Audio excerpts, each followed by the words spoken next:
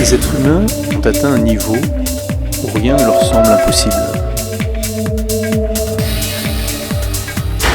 Nous avons bâti une civilisation glorieuse et vivons une période d'accomplissement incomparable. Un réseau global de communication et de technologie a créé un monde qui n'existait jusqu'alors que dans notre imagination. La planète est maintenant devenue un village mondial. Tous les jours, nous rendons l'impossible possible en créant une vie qui n'a plus de limite. Un monde dans lequel rien ne peut entraver nos désirs. La trajectoire de notre voyage vers le développement semble infinie. Cependant, quel est notre but ? Ne nous sommes-nous pas oubliés au fur et à mesure de ces progrès ?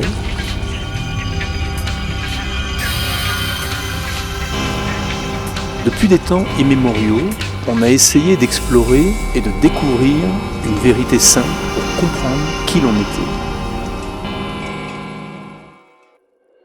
La vérité éternelle. Qui suis-je ?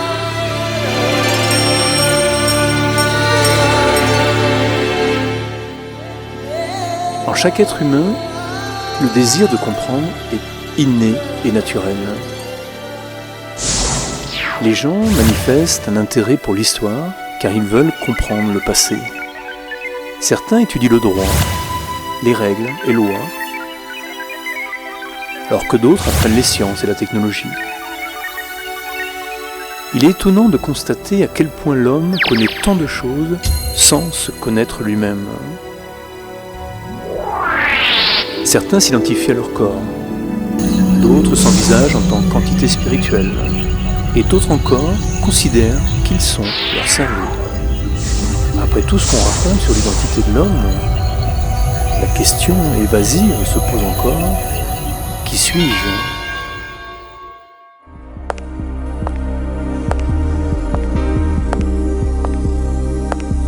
Lorsque je dis mes jambes, mes mains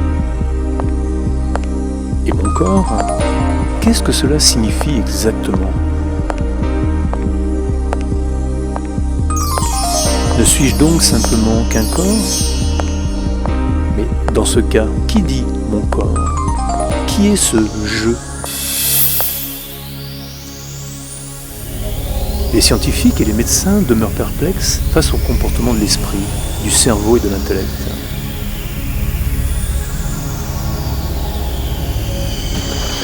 Les expériences de mort imminente ou de sortie du corps, les rêves éveillés et les récits de vie antérieure semblent apparemment défier toute logique.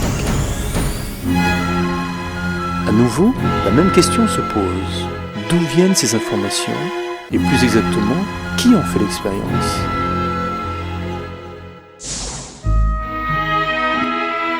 Nous voyons des enfants prodiges manifester des facultés extraordinaires dès leur très jeune âge. Comment expliquer tous ces phénomènes si étonnants ?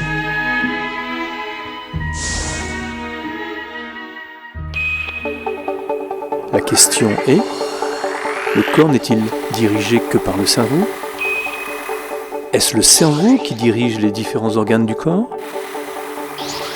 Qui ou quoi dirige le cerveau ? Le corps se résume-t-il à une accumulation de cellules variées aux activités métaboliques, gérées par de multiples réseaux complexes de neurones, sécrétant des hormones et des enzymes, et contrôlant les systèmes sanguins, respiratoires et digestifs ?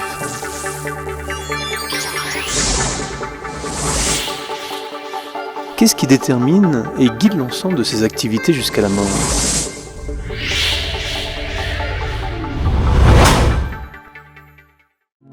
D'où proviennent les pensées ? Comment interagissent-elles avec le corps ? La source de la pensée est-elle le cerveau ? Ou bien existe-t-il quelque chose d'autre qui active le cerveau ? Nos pensées sont-elles physiques ou métaphysiques ?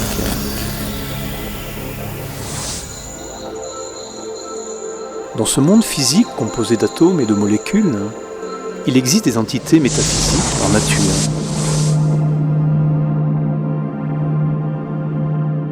On ne peut ni les voir au microscope ou au télescope, ni les mesurer avec un quelconque instrument. La seule méthode pour les découvrir est de s'intérioriser et de rester silencieux. Entamons à présent un voyage unique en vue d'explorer, de redécouvrir et de comprendre cette vérité éternelle de l'âme humaine, à la recherche d'informations complètes sur notre identité. Qui suis-je ?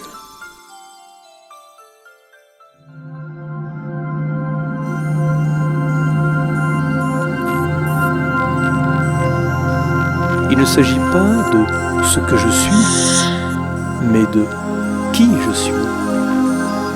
Je suis une âme, un point subtil, infinitésimal, indivisible, indestructible, de lumière divine, sensible, une entité métaphysique. Aussi longtemps que l'âme demeure dans le corps, on dit que le corps est vivant. Lorsque l'âme quitte le corps, il devient un cadavre. Et c'est ce qu'on appelle communément la mort.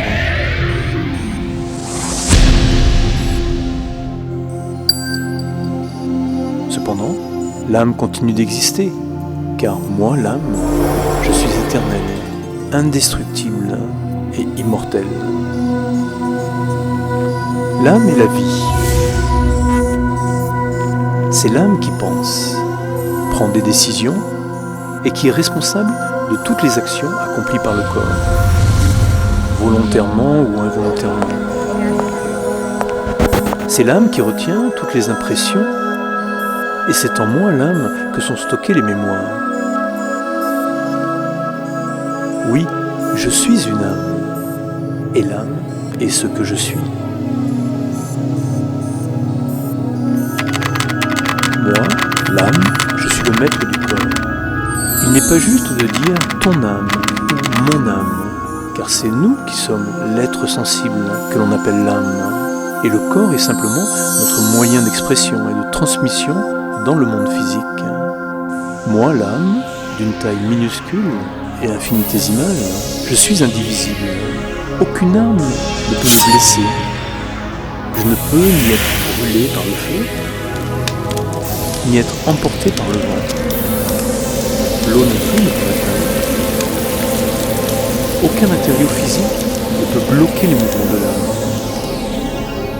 Moi, l'âme, je suis immortel, et mon existence est éternelle. Je réside à l'intérieur du cerveau, au niveau du front. C'est de là que moi, l'âme, je dirige chaque organe du corps à travers le cerveau. Et c'est en moi, le point infinitésimal et minuscule de lumière, qu'a lieu un processus sans limite.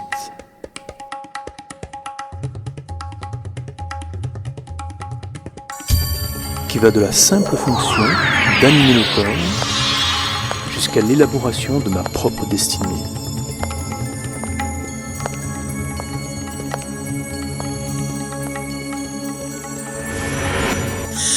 Moi, l'âme, je sais intimement ce qui est bon pour moi et pour mon corps, et ce qui ne l'est pas. Mais j'ai oublié la façon de puiser dans ce savoir.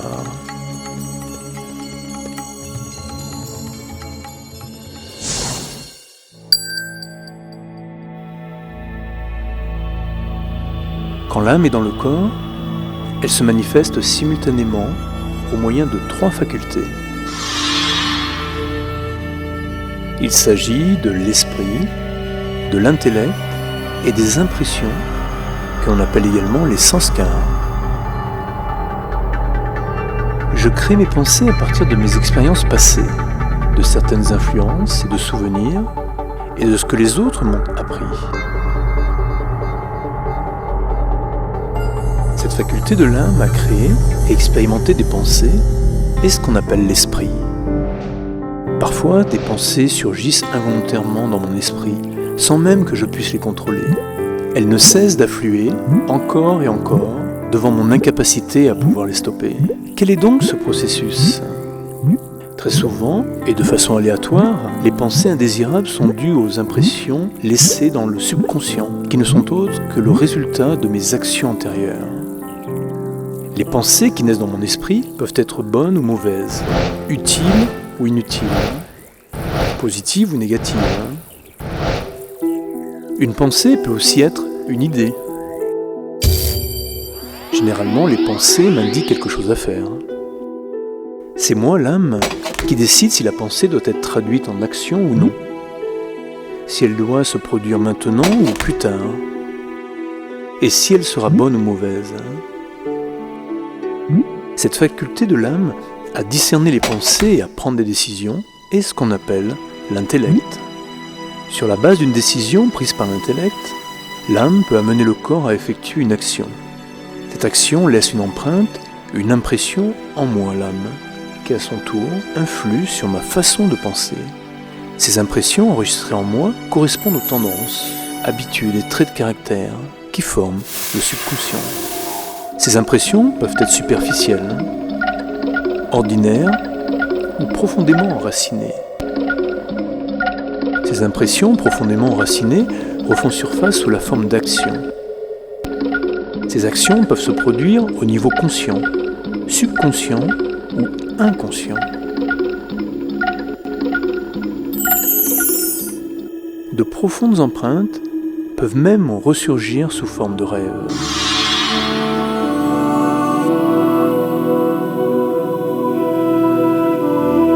Les rêves sont le résultat de profondes empreintes laissées par les actions accomplies par une personne pendant un certain temps.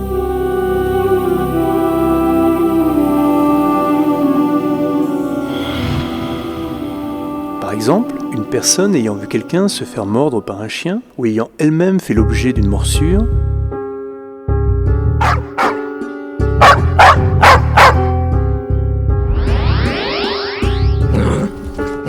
est effrayée à la seule vue d'un chien. De même, une personne ayant vu des gens se noyer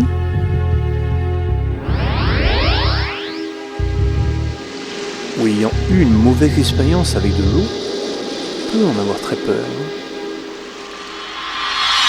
De cette expérience pourront naître des phobies. Des impressions profondément enfouies qui sont d'une grande puissance et ont beaucoup d'impact. Des pensées ou des actions récurrentes génèrent de telles impressions.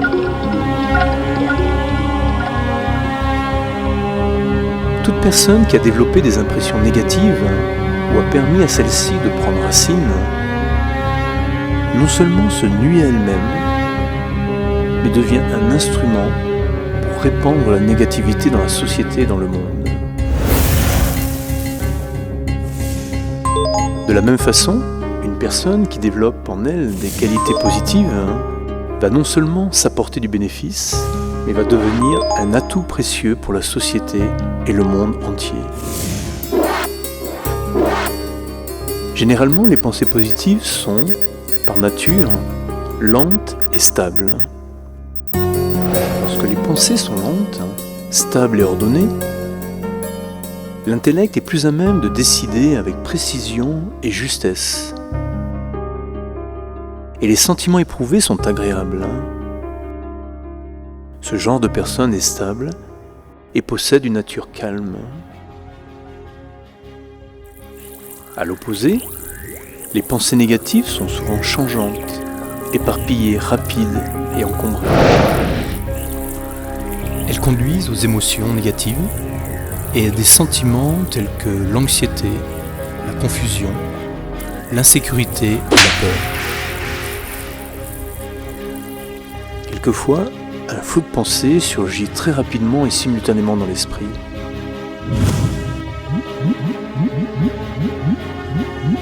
En conséquence, l'intellect est bombardé d'une quantité énorme de pensées.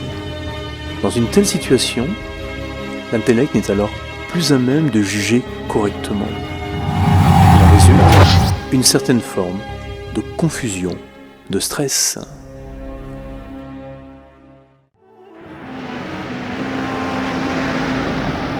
Afin de mieux comprendre la différence entre l'âme et le corps, on donne l'exemple d'une voiture et de son conducteur. Si je considère mon corps comme un véhicule, moi, l'âme, j'en suis le conducteur.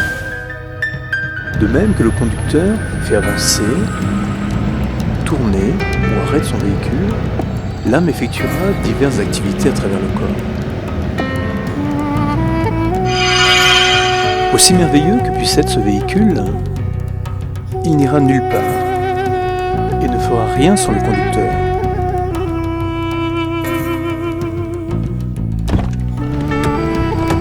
Tout comme un conducteur contrôle le véhicule,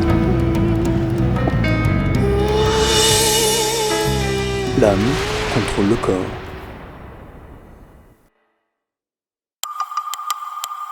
Moi, l'âme, je suis celui qui utilise la gorge, la bouche et la langue pour parler. Les organes du corps accomplissent l'acte de manger et de boire sous ma seule direction. De même, c'est l'âme qui entend les vibrations du son par l'intermédiaire des oreilles.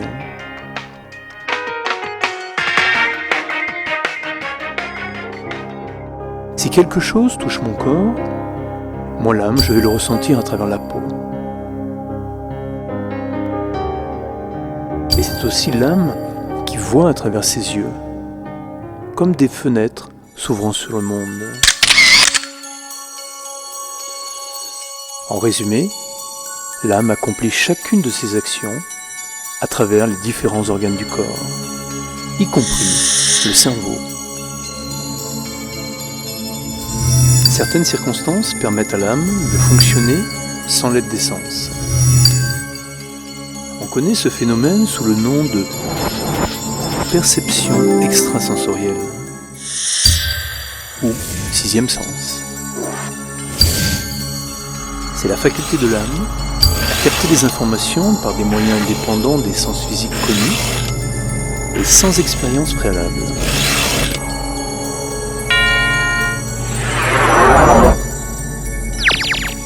La télépathie, la prémonition, la clairvoyance, l'intuition, la conscience des gens et des événements, sans l'aide des cinq sens connus, en sont de nombreux exemples.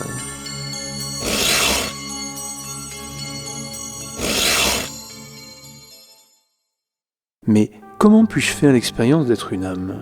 Quel en sera alors mon ressenti ? Expliquer ces phénomènes par des mots est impossible, car cette expérience n'est possible que par la contemplation et la pratique du silence, que l'on acquiert par le processus de la méditation. Faisons cependant un effort pour en comprendre le concept.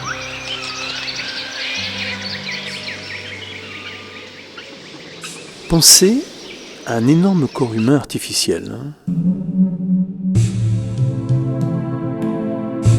Si vous êtes le conducteur, assis derrière les fenêtres des yeux, quelle sera votre expérience ? Lorsque vous regardez à travers la fenêtre de vos yeux, ne vous sentez-vous pas différent de la fenêtre ? L'âme, assise dans le corps, ressent la même chose. L'âme est différente, une entité distincte et séparée du corps. Si une personne réagit en regardant le visage d'une autre personne, alors chaque réaction est basée sur l'expression du visage de cette dernière.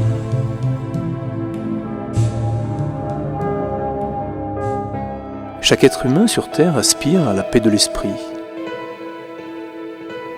au bonheur dans sa vie, veut aimer et être aimé,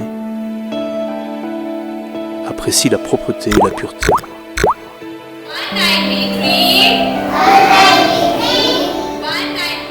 Dès la naissance, nous sommes curieux, emplis de questions.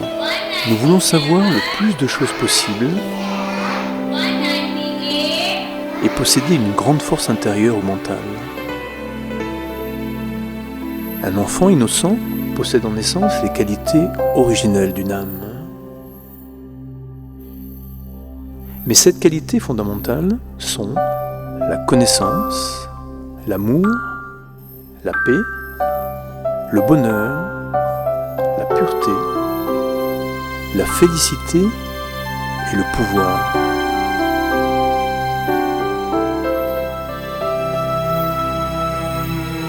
À l'origine, chacun d'entre nous, en ce monde, est dans son essence même, la personnification de chacune de ses qualités.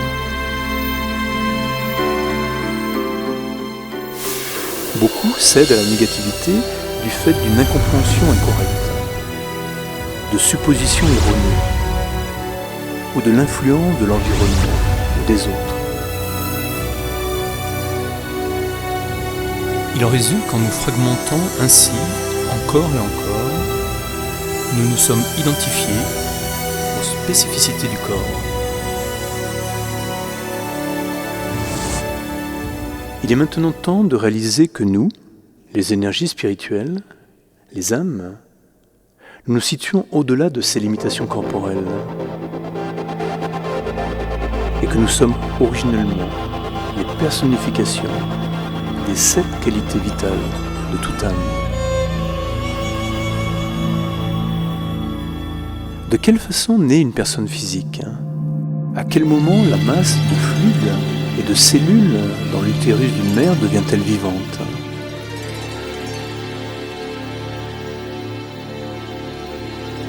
L'énergie vitale commence à s'écouler quand une âme entre dans le fœtus entre 3 et 5 mois.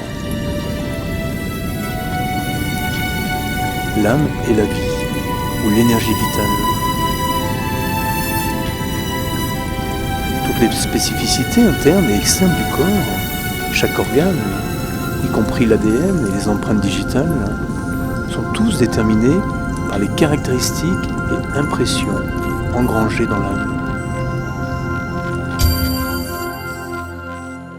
En d'autres termes, c'est moi, l'âme, qui détermine la nature de mon corps par mes pensées, mes attitudes et mes actions. Lorsqu'une âme entre dans un nouveau corps, les expériences, mémoires et événements de la vie passée sont généralement oubliés. Cependant, il arrive que des personnes racontent l'histoire de leur vie antérieure,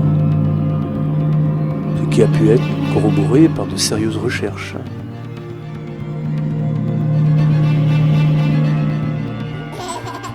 Nous voyons souvent de très jeunes enfants rire ou pleurer sans raison apparente. Ceci vient du fait qu'ils se remémorent des souvenirs de leur vie antérieure. Qu'y a-t-il de l'autre côté de la vie ? Qu'est-ce que la mort ?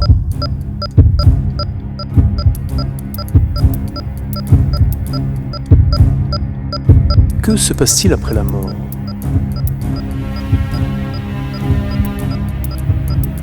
Comment un être vivant devient-il non-vivant ? La mort est la condition dans laquelle le corps se trouve quand l'âme le quitte.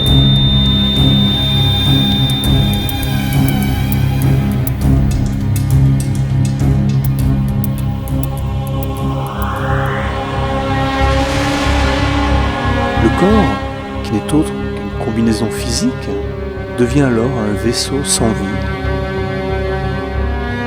Il se désintègre pour retourner à la nature qui le constitue, les 5 éléments. Après avoir quitté le corps, l'âme entre dans un autre fœtus, dans l'utérus d'une mère. L'âme humaine ne transmigre pas dans les espèces animales. Tout comme la graine d'une pomme ne peut pas pousser dans un oranger. L'âme humaine prend toujours un corps humain. Dans ce nouveau corps, l'âme instaure de nouvelles relations, se fait de nouveaux amis, ainsi qu'une nouvelle identité.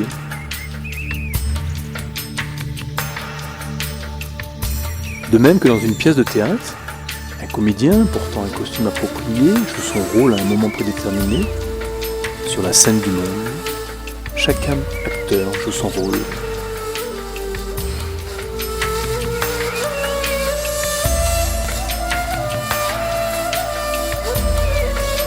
Quand un corps devient inutilisable en raison de l'âge ou de la maladie ou de la souffrance d'une blessure mortelle, l'âme quitte le corps et reprend vie à nouveau et à nouveau. C'est ainsi que dans ce monde, le cycle de la vie et de la mort se déroule éternellement.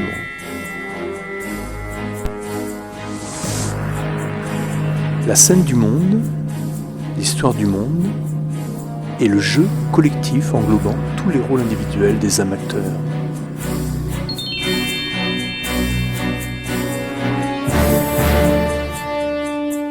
L'âme attend dans le monde des âmes, dans les coulisses, qu'une situation lui soit favorable pour entrer à son tour dans la pièce. Une fois qu'elle a pris un corps, l'âme reste sur terre jusqu'à ce que toutes les âmes soient réunies sur cette scène.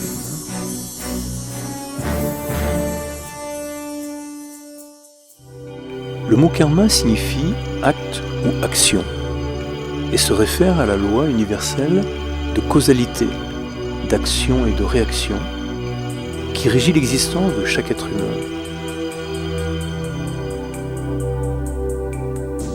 Pourquoi telle âme doit-elle entrer dans tel ventre maternel en particulier? Dans un corps masculin ou féminin? Pourquoi sommes-nous ici?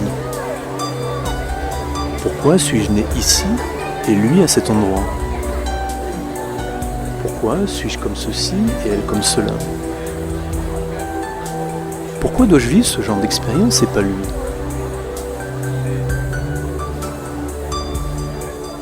Quelqu'un a-t-il écrit un script en disant « C'est ainsi que les choses doivent se passer » ? Chaque action que nous accomplissons sur cette scène du monde produira un résultat, soit dans cette vie, soit dans une vie future. Je recevrai en retour le fruit de mes actions présentes.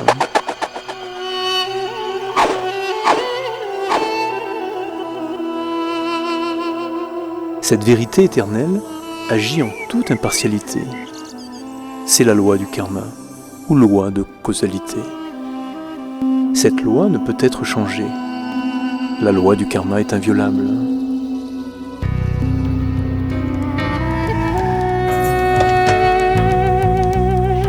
Nous devons différencier une action juste, appropriée, de ce qui ne l'est pas. Et nous devrions accomplir chaque action en étant pleinement conscients de son impact sur nous-mêmes, les autres et la planète. L'effet de nos actions portera ses fruits soit maintenant, soit dans le futur. Nous recevrons sans aucun doute possible le fruit de nos actions. Le fruit pourra être délicieux ou amer. Pour cette raison, il est important de penser avant d'agir. Les gens qui croient que la vie se déroule de façon aléatoire, sans aucune raison, ne comprennent pas la loi du karma.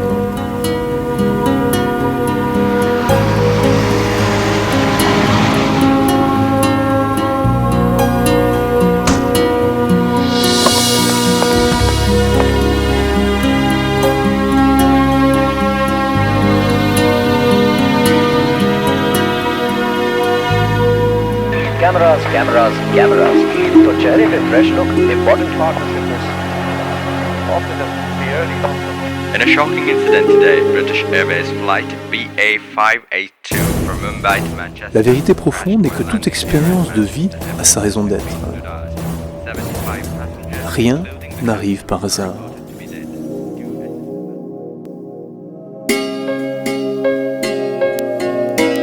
Mon avenir dépend de l'instant présent.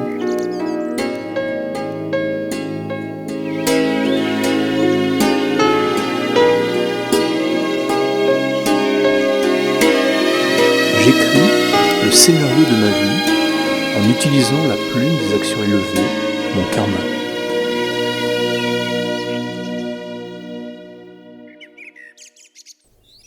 Dans la vie, on récolte ce que l'on sème.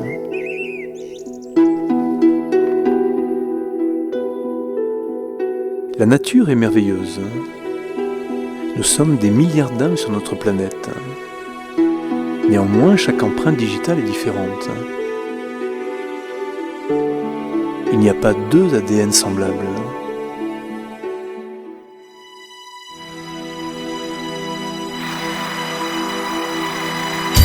Deux personnes ne peuvent avoir la même nature, excepté le fait qu'elles sont toutes deux de minuscules points de lumière ou d'énergie.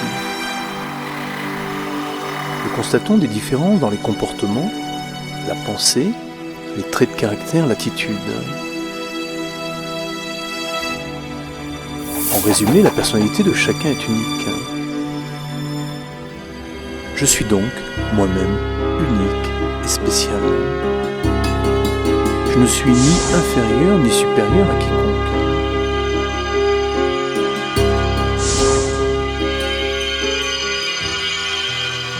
Lorsque je réalise que je suis unique en ce monde,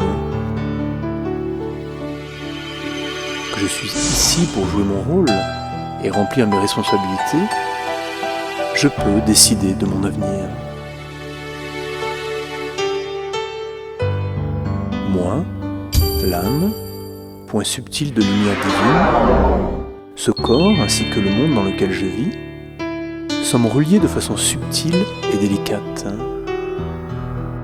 Chacune de mes pensées, de mes paroles et de mes actions, ainsi que mon attitude, ont un impact sur mon entourage. Nous pouvons dire que les pensées collectives générées par chaque individu, chacune des âmes, créent notre monde. Les sentiments de l'âme humaine affectent tous les êtres vivants. Les liens affectifs sont créés entre toutes les âmes. C'est pourquoi il est essentiel d'avoir des bons souhaits pour le bien-être et le bonheur de toutes les créatures sur Terre.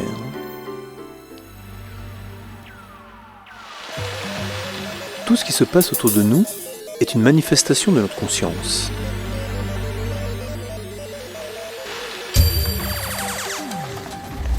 Nous pouvons dire que toute action effectuée sous l'influence des désirs corporels n'est pas spirituellement enrichissante. La conscience corporelle, dépourvue de valeurs spirituelles, génère des sentiments tels que la colère, la haine, la jalousie ou l'avidité, qui vont à leur tour entraîner la discorde, les conflits, l'injustice et la souffrance.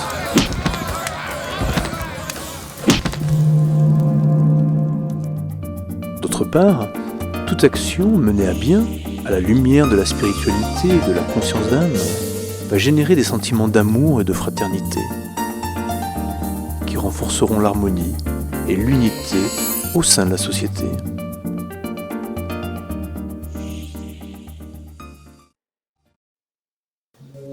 Accordons-nous quelques minutes pour mettre en pratique cette conscience d'âme basée sur ces vérités spirituelles.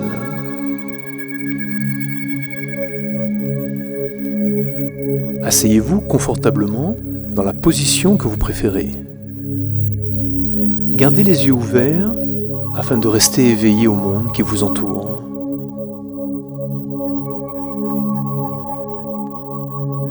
Concentrez maintenant vos pensées, votre conscience.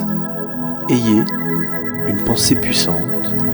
Je suis une âme paisible. Un point d'énergie, un minuscule point de lumière installé au centre du front. Je vois à travers les yeux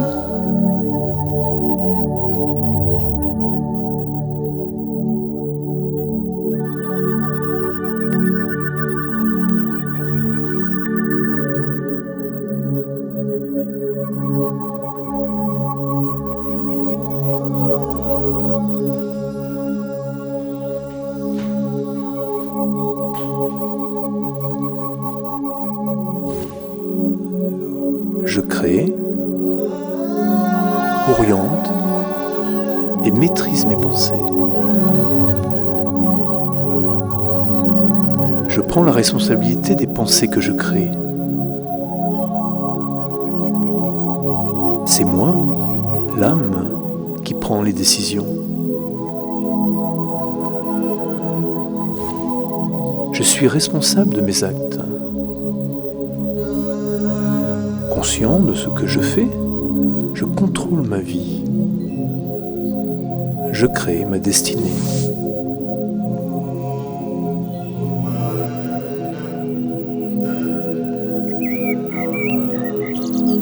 Peu à peu, me voir et me réaliser en tant qu'âme, être spirituel, et voir les autres ainsi, me permet de faire l'expérience de mes qualités originelles, de mes vertus et de mes pouvoirs spirituels. Une meilleure compréhension de ma nature intrinsèque façonne mon attitude vis-à-vis des autres, favorise de meilleures relations.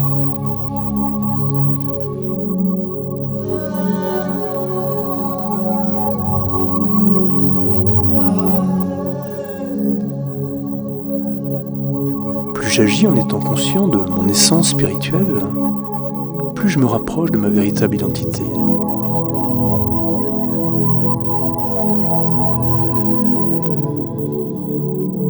C'est ce qu'on nomme la conscience d'âme.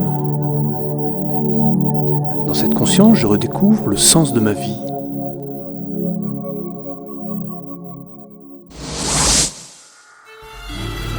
Soyons conscients d'être des âmes et vivons en adoptant une vision spirituelle et une attitude positive envers tous. Ainsi, notre vie et notre environnement pourront irradier la paix, la pureté, le bonheur et l'amour.